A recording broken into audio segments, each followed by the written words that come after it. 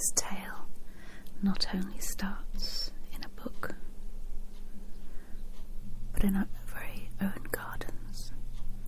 The snow has arrived and the chill is in the air. The crisp snow underfoot, showing us hidden gems and gifts of nature. Retreating inside to the warmth and the coziness,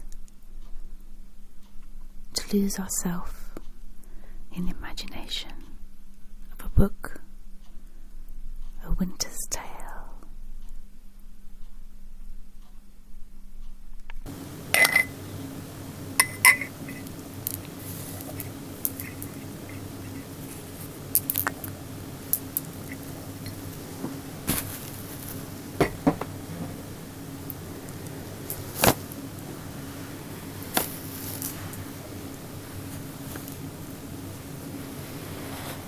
Sometimes just coming in from the cold,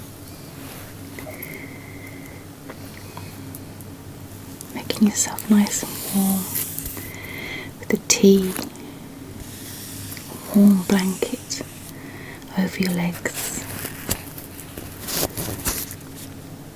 and a book to warm your soul.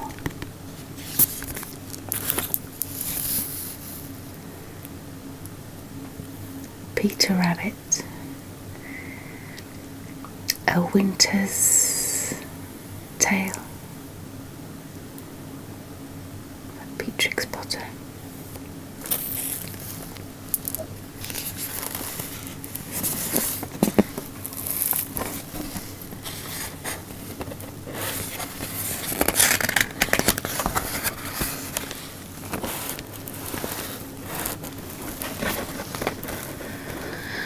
Underneath the root of the biggest fir tree in the forest was a sandy burrow. Peter Rabbit lived there with his mother and sisters. One wintry afternoon, Mrs. Rabbit sent Peter out to collect firewood. "Stay close to home, dear," she said, "and look out for Mr. Todd." Peter nodded and ran off into the forest.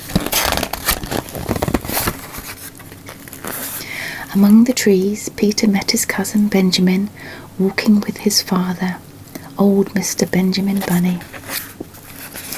"Can I help Peter collect firewood, Father?" Benjamin asked. "Very well," said old Mr. Bunny, "but don't stray too far. They say Mr. Todd is about."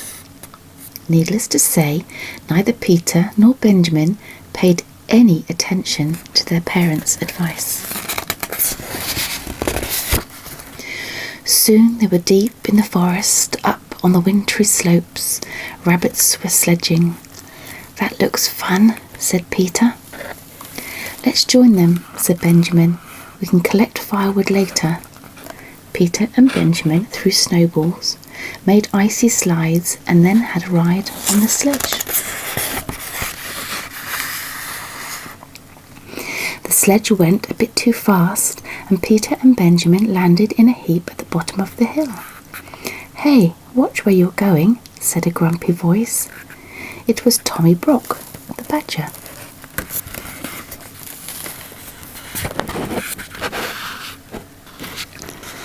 He carried a sack over his shoulder, and something inside it was moving about furiously. "What have you got in there?" Mr. Brock asked Peter. "That's none of your business, little rabbit," said Tommy Brock. "You just want to watch out for that old rogue Mr. Todd the fox."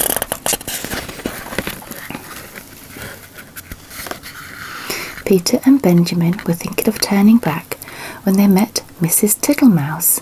She seemed quite upset. "Why, Mrs. Tittlemouse, whatever is the matter?" asked Peter. "My babies have gone," she sobbed. "Someone has taken them." "Tommy Brock," cried Peter and Benjamin together. "So that's what he had in his sack," said Benjamin. "Don't worry, Mrs. Tittlemouse. We'll find your babies.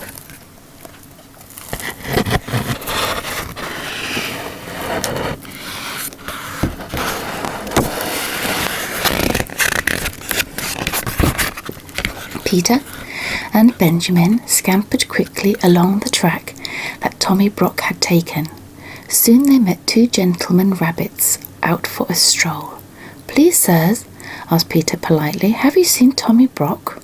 "Why, yes," replied one of the gentlemen. "We just passed him.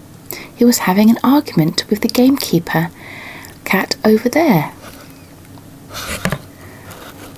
"But do take care, little rabbits," said the other gentleman. "Tommy Brock may not be danger to you, but Mr. Todd is out and about today." "Oh, we're not afraid of Mr. Todd," said Benjamin, and they set off.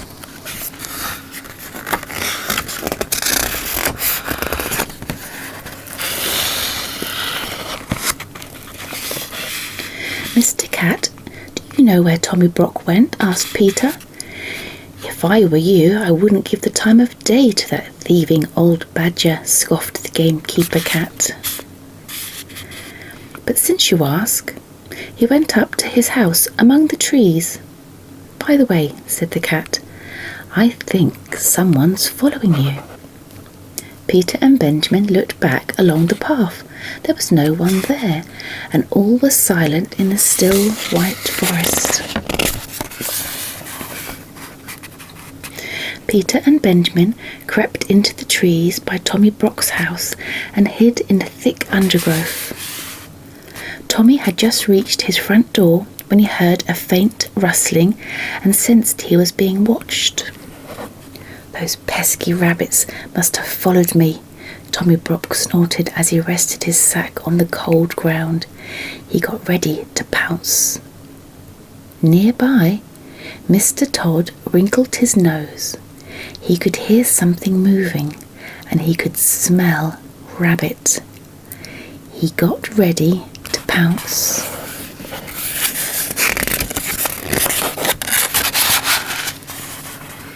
With a great roar, Mr. Todd and Tommy Brock both jumped forward, but instead of catching two frightened rabbits, they found themselves face to face with an unexpected enemy.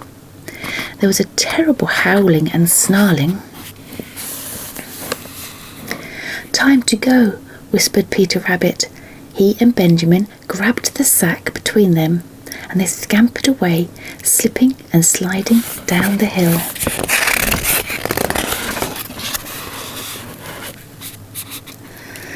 Tommy Brock and Mr. Todd glared at each other. Around them the wind blew and the snow swirled. They peered at the little rabbits running away towards the distant light. "Well, I think we've lost them," Tommy Brock said. "It's freezing tonight. Why don't you come inside for a glass of my dandelion ale?"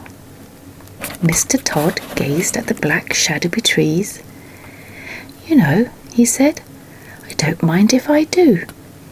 And so the two old enemies shook hands and went together into Tommy Brock's den.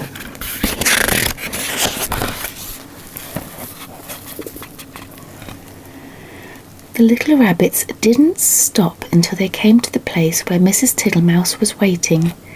They opened the sack and the baby mice tumbled out, rather shaken but otherwise unharmed. "Oh, how can I ever thank you?" cried Mrs. Tittlemouse. "You are so brave going into the forest to rescue my babies. It must have been very frightening." "It was nothing," gasped Peter. "We should go now," panted Benjamin. "My father will be getting cross, and that is very frightening."